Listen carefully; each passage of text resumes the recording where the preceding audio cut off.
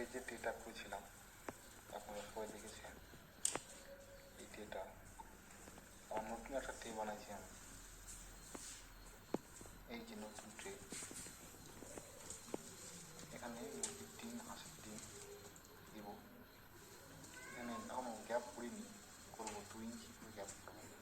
এখানে একটা, এখানে একটা, এখানে একটা, প্রত্যেকটা 2 ইঞ্চি করে গ্যাপ করবো, তার ডিমটা সুবিধা হবে। এটা আমার কন্ট্রোলার মেশিন,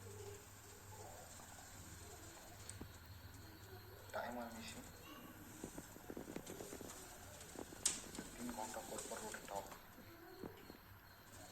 এই যে কত সুন্দর চলছে।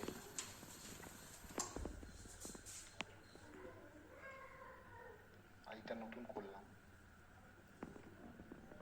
দেখছি কেমন হচ্ছে, কেমন চলছে।